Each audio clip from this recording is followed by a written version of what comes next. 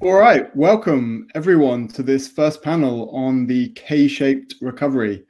For a world being increasingly dominated by tech, and we've had quite a few technical issues of some people joining, so we don't have everyone here quite yet, but we will kick off anyway. So we're joined here by Nicolas Collin, a general thinker and investor with the family in Paris, and we have Kim Mai Cutler from the USVC Initialized, and we're soon, hopefully, to have Pat Wilson from Georgia. That's Georgia, the US state rather than the country. And also Helen Kopman, who works on digital innovation and blockchain at the European Commission. And as Yoram said, the world is in an absolutely terrible shape, but venture and tech has never been better. And I want to kind of set the scene by saying how this, for policymakers, this dichotomy has created obviously a huge challenge, big unemployment, etc. Challenge for a lot of people, but it's also created this fantastic opportunity to reshape the economy and reshape the world at a time when people's interest in new ideas, but also in new tech, is at a high. So my question, and the question we're all going to be talking about, hello Pat, thank you for joining us, is how do policymakers seize this fantastic opportunity that there is to avoid a K-shaped recovery and indeed, put the economy fundamentally on a better footing? I'd love to start, before we get into some of the kind of wild ideas, and from Nicolas and Kim Mai, or at least some requests, just on the policy, to hear from the policy makers. I'd love to hear from you, Pat, what Georgia is doing to prevent a K-shaped recovery and indeed create a world where the success and the future economic growth is shared by more people. Michael, thank you. And you can hear me, right? I'm okay, good. I tell you, the technical issues have been, it's not lost on me that we're talking about tech and tech helping us recover, and I can't get onto my computer this morning. So, it's an honor to participate today. And I appreciate that you also, noted that we are Georgia, the state, and not Georgia, the country. But, just as a quick primer, the state of Georgia is in the United States. We're on the eastern side of the U.S. The capital city is Atlanta, and we're home to Coca-Cola and Delta Airlines and Home Depot and NCR, a number of companies that you recognize and know. The state of Georgia's had an international presence since 1973. We've had an office in Munich, and I did want to take a plug for Ellen Kraft, who is our representative that handles tech and startups in Europe as well. But it is incumbent upon government to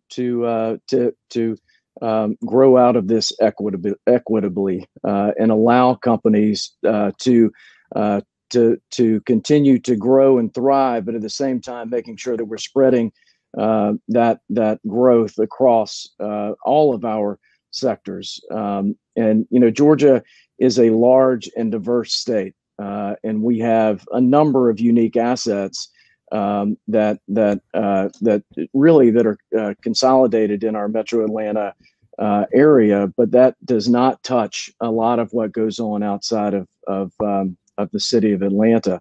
And so making sure that we're inclusive in how we do this, how we come out of this pandemic is terribly important.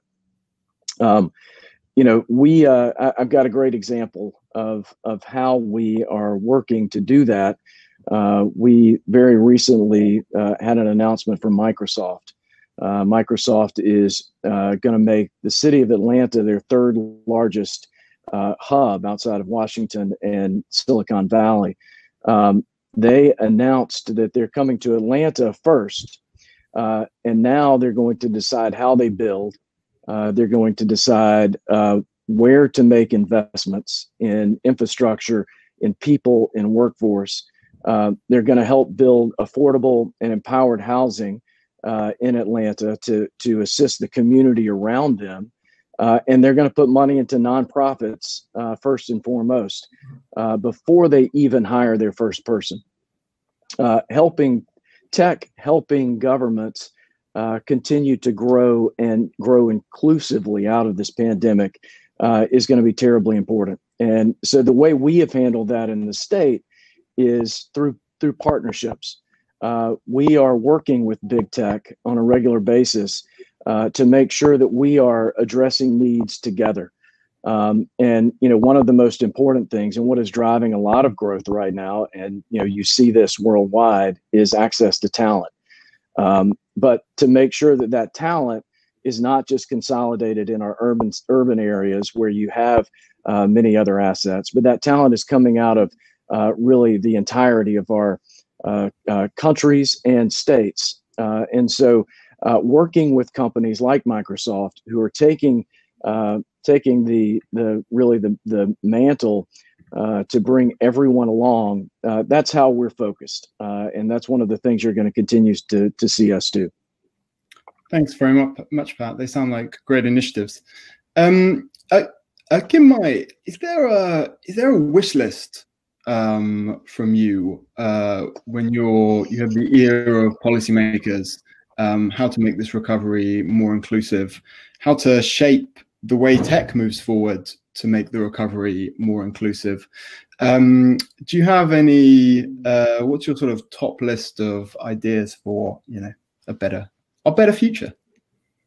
Yeah, I mean, as an individual, investor, I'm not an elected policymaker, but I know that in my individual choice as an investor, we've definitely been interested in companies that build a bridge for talent that is overlooked or not included in the modern workforce. One of the more recent deals that I did was a Series A in a company called Career Karma, which is actually from a founder who grew up in Georgia and grew up in a Spanish-speaking household in Georgia. English is not his first language, but he's just a real go-getter, and he got into investment banking while working in Atlanta, and then figured out how to break into tech on the West Coast, and was just relentless in his desire to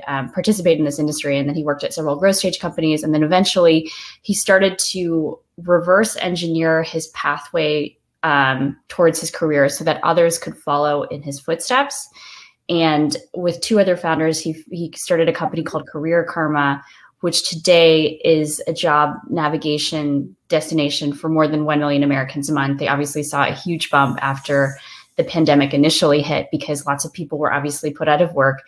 And they've systematized a process by which, many, in fact, blue collar workers, and also just because of the makeup of the founding team and who their communities are and who they're connected to, people of underrepresented backgrounds in the industry can navigate a lot of training and upskilling opportunities for themselves. And they've placed more than 3,000 people into these vocational programs and higher paying jobs. And they have like a number of incredible stories from folks. Like there's a mom that they helped named Kesha Lake, who was never able to graduate college. She became a single mom, raised a bunch of kids, and then, used Career Karma to find an upskilling program. And now today she's a data science engineer at Stitch Fix and was able to purchase her own home. And so they're, doing this in a way that can be duplicated, replicated, and systematized in line with this explosion of, what are the nouveau kinds of trade schools and vocational schools that have emerged. I mean, initially they sort of look like boot camps, right? But, we're seeing more and more programs that are like more flexible, short-term, financed in different ways such that people don't have to take on a huge amount of debt. And and that work with, that accommodate different lifestyles or needs, right? So like, if you look at some, for a lot of their customers, the aha moment is really, something that they can pursue that is more flexible on their own time, especially if they have care needs. Their goal really is to bring this eventually to impacting millions and then eventually billions of people's careers. So you think the answer really is, what you're saying is fantastic tech can democratize talent, it can provide more opportunities, and that ultimately filters down and is great for investors in Zoom, but also for ordinary people. Do you agree with that, Nicola, that tech is I think you're making a straw man version of the argument. I'm giving an example of someone from an underrepresented background who I think is scaled up a set of opportunities for upskilling, but obviously he's not naive and he knows that there's also lots of things that can work from the public sector in tandem with that. In particular, like, if you're pursuing upskilling, support around childcare. So there's lots of things that get people successfully into programs and help them keep them there. And those are managing all the costs and responsibilities that you have while you're upskilling. Nicola, what's on your list of things that policymakers should be doing? I mean, is it encouraging the kind of tech that Kim Mai is talking about that can really help millions of people potentially? Or are there other things on your wish list and requests for policymakers and ideas for how we should be, moving the economy forward on a great footing? Sure. Yes. So I think governments have a window of opportunity to implement some kind of radical action over the course of maybe 1 year, because they're all emerging of the pandemic quite powerful as compared to what was the case before. People have regarded government intervention as quite legitimate during the pandemic year. And that legitimacy is here to stay for maybe a few more months or a few more years before people decide to go back to normal, which is the government should be on the side and, the private sector taking over. So there's an opportunity. Unfortunately, this opportunity will be difficult to seize in the context of a drained public finance. Governments have borrowed a lot of money, and to pay back that debt, we really need that strong, sustained economic growth that's lying before us, and sound decisions should be made. So I could make a very long list of things that I think would really make a difference in that regard, but I have three main buckets, if you will. The first is upgrading regulations. We've seen during the pandemic that many regulations were standing in the way of embracing new practices. So I give you an example, like telemedicine was tolerated at the margin by national health systems. And then during the pandemic, it became mandatory because you simply didn't want all those people visiting their doctor or visiting hospitals in an unsafe environment. So a lot of people switched to telemedicine, which didn't really fit in any regulatory boxes, at least in France or the UK or other countries in Europe. And so it was tolerated during that period. But a lot of people expect that once the pandemic is over, we'll go back to normal and visit the doctor or the hospital as we did before. And I think there's a major opportunity at the moment for governments to decide that, yes, we did that during the pandemic, but it's here to stay because we've discovered good practices and ways to deliver more effective and cost-efficient healthcare at a more affordable price for the many. So that's one example. The other example is financial services. We know that companies that are born out of the current paradigm shift have different needs from a financial perspective. They rely more on venture capital than on borrowing money from banks. And even venture capital is diversifying at the moment between various ways to deploy capital.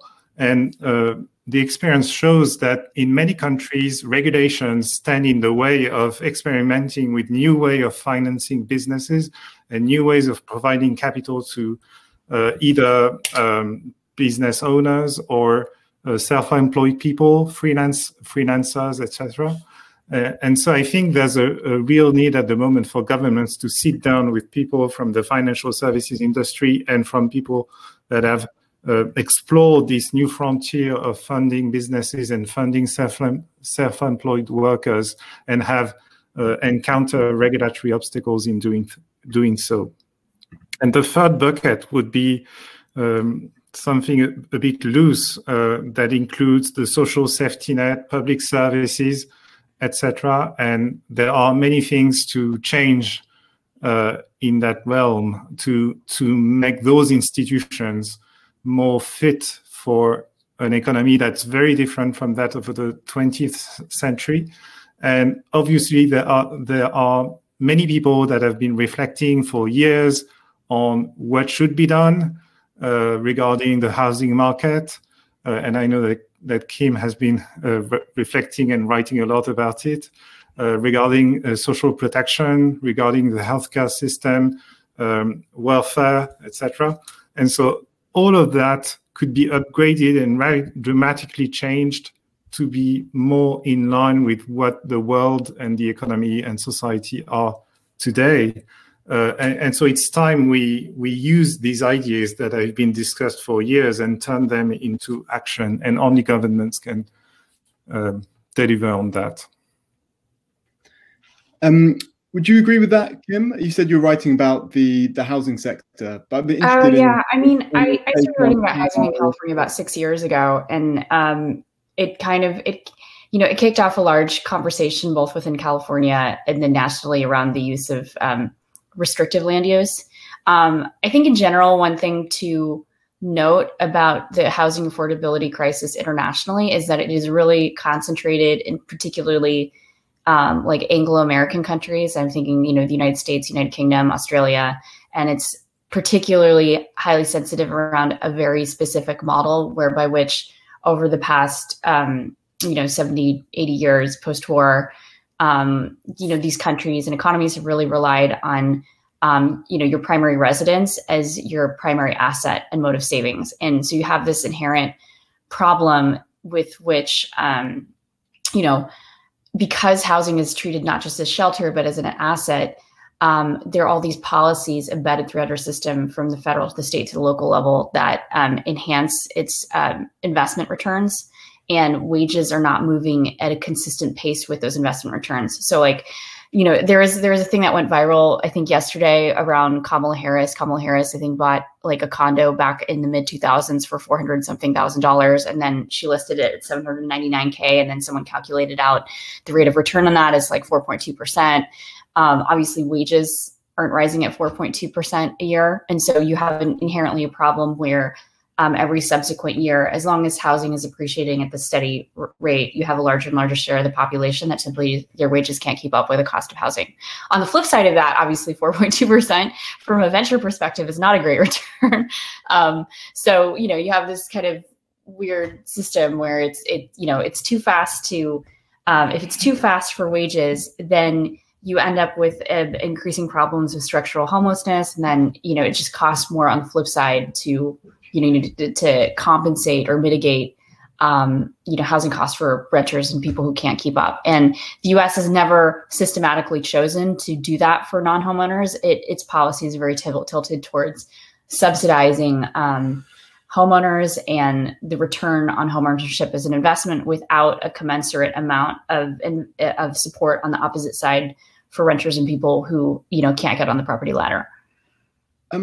When we're talking about the housing market, but also other like big structural issues, say education, healthcare, is there a sense in the States, Kim, of renewal, of excitement, of the fact that the same kind of digital pushes that have made Zoom worth so much money can also be used to improve these giant organizations that affect so many millions of people?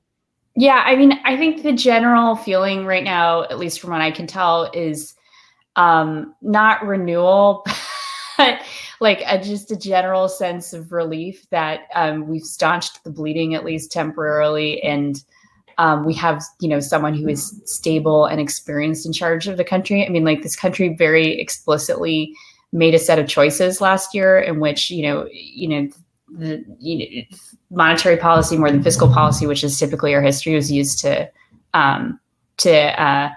address economic distress. And I mean, while we did have a large, initial package, the Congress obviously dragged its feet on it towards the end of the year, and we're still, kind of seeing what the Biden administration is really capable of. I mean, on principle, because of where interest rates are, we're seeing asset markets respond to that, which of course, like, creates this K-shaped structure that we're talking about. But we need to see, again, a commensurate amount of support for people who cannot get on an asset or property ladder.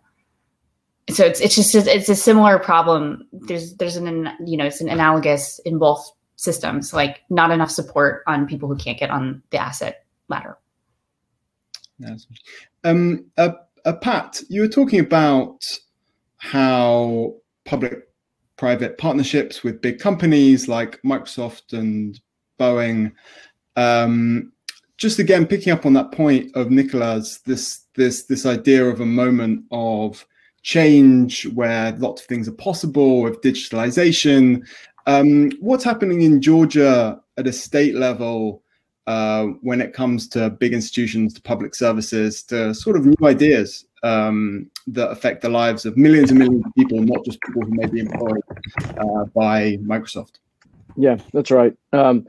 Michael, Nicholas made some good points, and Kim has too. And I do want to say that that there was a saying that's been in U.S. politics for a number of years, and you just never let that crisis go to waste, right? This is a worldwide crisis. Governments have, to what Nicholas said, they have more power right now. And one of the things that has been fascinating to watch is that we have seen things that we as a state have been trying to address for a number of years, like broadband access statewide, has been highlighted through this crisis. And it's not the companies that are screaming about it.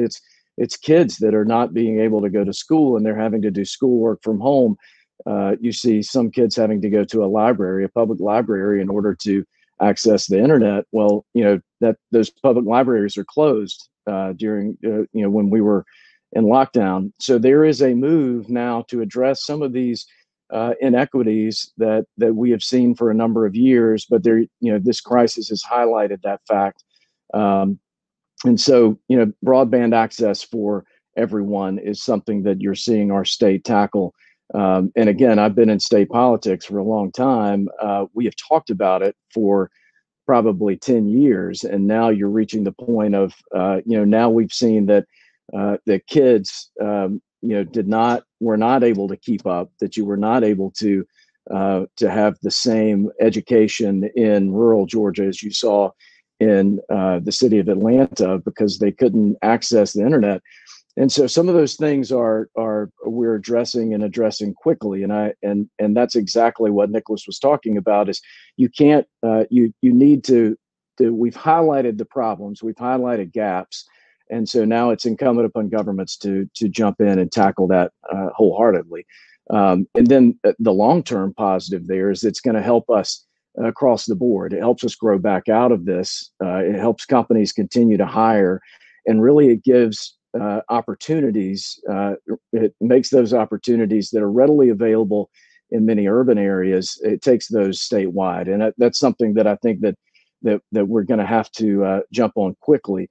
The state of government began an initiative prior to the COVID pandemic lockdown that has now become even more important, and it's called the Partnership for Inclusive Innovation, and really it's helping take the innovative ideas that are coming out of Georgia Tech, Emory, and this ecosystem that's built up here in the city of Atlanta, and taking that out into our less urban centers. And so we are funding startup opportunities in some of our smaller, secondary towns across Georgia that have universities that have talent, that are producing opportunities and ideas. But ultimately, there's a massive brain drain leaving those communities because they're going to where they're going to find venture capital and where they're going to find opportunities to grow those out. And so the state of Georgia, and it's a public-private partnership as well, that we are working with the business community to fund accelerators, across the state to give these young people with talent and ideas opportunities to do that from the communities that they grew up in. And ultimately, you're benefiting that community over the long run. We'd love to see those companies stay and grow in those communities, employ people there. So by giving them broadband, giving them access to all the technological utilities that we have in many urban centers, and then giving them a place to grow their ideas and continue to accelerate, and the support that they need from the business community, those things we're hoping will help bring along the communities that are outside of our urban centers. And so that's just kind of one of the ideas that we were really pushing coming out of this. The other, though, is a continuation in addressing the workforce needs of the companies that are here, and listening to companies to make sure that we are producing the students that they need to fill the gaps that they're finding in their workforce. And whether that's creating a curriculum focused on coding in our rural areas so that kids have access to learning how to code and learning how to reach the jobs of the future, coming out of communities that may not have had those opportunities in the past. They may have just focused them on a technical path, which, by the way, is very important as well. But giving them, identifying people who have talents and giving them that opportunity to grow in that direction, that is terribly important, and something that we're working with our educational institutions as well. Do you think, Pat, and actually this is a question for Nicola and Kim as well, do you think all of this is made easier by people's changed relationship with technology over the coronavirus pandemic? Do you think people are fundamentally more sympathetic to technology, and the narrative has shifted from Facebook is bad and these companies are stealing our data to thank God for Deliveroo because it's bringing me sandwiches when I can't leave the office? Thank God for they're giving me television, they're allowing me to see the doctor, they're educating me when schools are closed. It touches every part of your lives. And do you think that makes these kind of root and branch reforms you're talking about easier to do and have more buy-in from the population? I'm going to start with just a yes. I think that it does. It's and I'm going to use my parents as an example. I grew up on a peach orchard in a town of 750 people. My parents are still there, but they regularly use HelloFresh now to deliver their meals. I never thought that my parents would move in that direction, but it keeps them from going to the grocery store. It keeps them from having extra contact that they don't necessarily need in their 70s plus.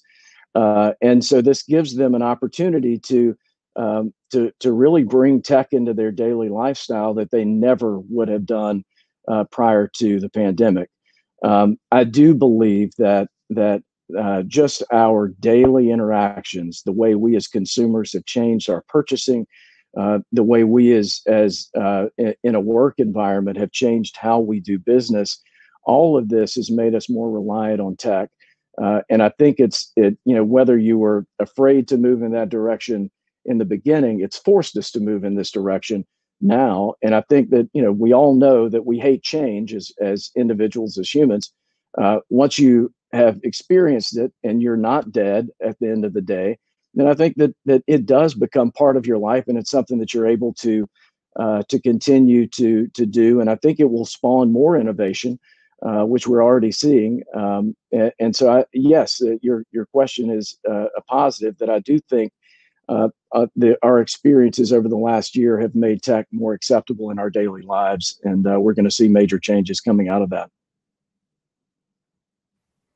Would you agree with that, Nicola? Is that an opportunity? Is that another one of those big opportunities that you were talking about? Does it make everything easier?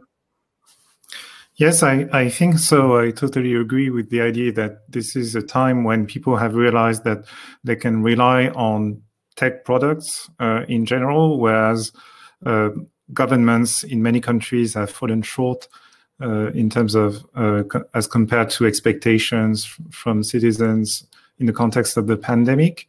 And I think, so we have this ongoing debate about privacy and all the, the supposedly bad things that tech companies are doing to us. But in the end, what people crave is convenience. That is high quality products delivered fast at an affordable price. And since the pandemic has illustrated, this was very much in something that tech companies could deliver, then I think people in the end are asking, why are public services lagging behind in terms of reliability, continuity, quality, short delivery times, and customization, and the ability to explain my specific situation rather than filling out forms that are completely anonymous and so on. So I think we're all getting used to that. And the pandemic has made us feel that it could be much bigger in our daily life. And that's another reason why I think there's no going back to what was before. Thanks, Nicola. So we have Margaret Mulligan from the Commission here. And I don't know if you've been listening in, but the basic point has been a lot of really interesting ideas and contributions about how tech has put the world on a new footing and an exciting footing. And this is a moment that is just really amazing, but we need to make sure that the rest of the world kind of comes along with it. And that is the challenge for policymakers. And we'd love to hear, and indeed maybe ask you some questions about how the Commission sees this and what the EU is doing, not only to accelerate tech, but also to bring everyone along with you. Yes, thanks a lot, Michael, and thanks to Nicola, Kim, and Pat for the very interesting. I was while trying to address technical challenges following the interesting discussions at the same time. So I think it's true the pandemic has really accelerated things, and it's made many people who were a bit tech skeptic and just weren't familiar with tech. I think Nicola mentioned the example of telemedicine. That's really come to the fore. And I would just say, even before the pandemic, at European Union level, we were very much focused on the green and digital twin transition. And this transition is very much about green and digital, but about being socially inclusive as well, and bringing everyone along with it. So since the pandemic, we've of course been forced to react very quickly, like all governments. The budget has been adopted, the Next Generation EU granted loan facility adopted. So this will also focus very much on the green and digital transition. One of the, there'll be 7 flagship areas in that, including the digital, just picking up on the last points, including the digital transformation of public administrations and public services, so that these work seamlessly for citizens. And of course, at European level, we'll continue investing in cohesion funds to bring the different regions and different players within the regions up together. There'd be the Horizon Europe and the a new Digital Europe program as well, specifically dedicated to the digital acceleration. It's a really exciting moment in Europe. I think we've seen from a recent European startups report that tech startups are one of the fastest growing job engines in Europe, and we see the momentum of the established founders to give back. So it's really up to governments to tap in and build on this momentum, to continue investing and to create the enabling environment, which is what we're trying to do through the Digital Services and Digital Market Act. So, and then again, on top of that, in terms of the equal recovery, also, as Pat was mentioning about the investment in startups in Georgia, at the European level, this is channeled a lot through the European Innovation Council. We also have looking at specific technologies, an AI and blockchain fund, and coming up a green tech fund. And as part of this, we're also co-investing very much with member states to ensure the inclusion of ecosystems in, for example, Central and Eastern Europe through the DISC, special investment program dedicated there. So, yeah. Thanks, Margaret. Can I just ask what's changed since coronavirus? Because all of these initiatives that you've outlined, I mean, pretty much would have happened anyway. They're part of the extremely long-term view that Europe is taking on, on technology and on equality. Just even in your personal view, what has shifted in the mindset of in Brussels, and what's changed? Maybe a sense of urgency, and the time is now. So I would say it's very much, everything has been accelerated. We've adopted new instruments in much quicker time than ever was thought possible before, and it's very much bringing everyone together, making sure that nobody is left behind. We have really, that's, I think, been a key outstanding feature of the response. From an outside view, Nicola, you're obviously a Brussels watcher, but you're not in the working every day in the system. Is that how it looks to you from the outside, that there is this renewed sense of urgency? And we've heard from Pat saying there very much was, and this was an exciting opportunity. Do you think it's the same for Brussels, Nicola? Well, it's difficult. It's been difficult for Brussels to emerge as a driving force, I think, in the current context, with the UK leaving the European Union, and thus the EU being so. All of us still waiting to discover how the EU will effectively function now that it is dominated mostly by France and Germany. And, the UK was the third party, the arbiter in many disputes that were happening between France and Germany in the past. So I expect that the EU will have more and more difficulties, leading the way. And especially now that national governments have become so powerful and have intervened so much in the economy in the context of the pandemic. So we'll have to see if Brussels can deliver on what they do best, which is to force leveling up removing regulatory barriers, preventing national governments from taking stupid decisions, as it says. So I'm really counting on them for that, mostly on the regulatory front more than on other fronts. And then maybe, at some point we can have this, pan-European conversation about what new institutions should we build, what exactly is this new digital age made of, etc. But it's still difficult, as you know, except in events like this, in panels like this, to have such a conversation at the continental level. Thank you very much. Okay, well, are there any final thoughts from Kim, Nicola, Pat, Margaret? Anything to say? I maybe just add on and picking up on Nicola's last point, thanks a lot, and I hope we can rise to the challenge. And we are planning regulatory sandbox activities to address that last point you made. So hopefully we will deliver. Maybe I'd be interested in having 2 Americans participating in the panel to have their views on how Europe is doing in 1 minute. Kim, how are we doing, Kim? We're good, but I do have a commitment after this, so I can't stay on. But otherwise, I would. How's Europe doing, Pat?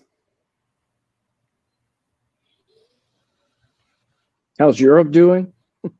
I think Europe's doing well. I mean, we're watching from over here, and of course I'm monitoring with my office in Europe. We also have an office in the UK too, so we're keeping up with everything that's going on. But we see it as a great partnership on our side, and we're hoping to continue that.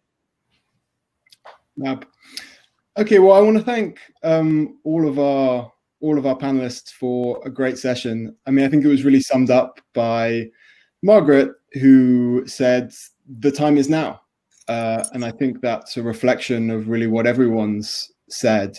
There is buy-in from ordinary people about the advantages of tech, and Pat's parents on his peach farm are ordering from HelloFresh and are really liking it. And that's a little microcosm of a huge global opportunity that's out there. Which is a European company, Michael, by the way. So yeah, indeed. Yeah, indeed. And there's excitement from policymakers about what this could do, as indeed we've heard from Margaret and Pat. And there are some amazing companies doing it, as we heard from Kim. You know, a little example of a fantastic company, trying to democratize access to talent and democratize the work you can do is amazing. And we heard from Nicola some ideas about some interesting new ideas about how you structure tech and structure society and how you do regulation, which again, this is a time where people can think in a different way, which is really exciting. So the time is now. Now everyone just has to actually do it. So with that, I say thank you very much to Pat, Margaret, Nicola, and Kim. Much appreciated. And I will introduce the next panel, which is moderated by Sifted Deputy Editor Amy Lewin, and it's about how to think about tech ecosystems in a distributed world. I think we touched on some of those points, but that's going to be a fantastic session, so please do everyone stick around. Thank you.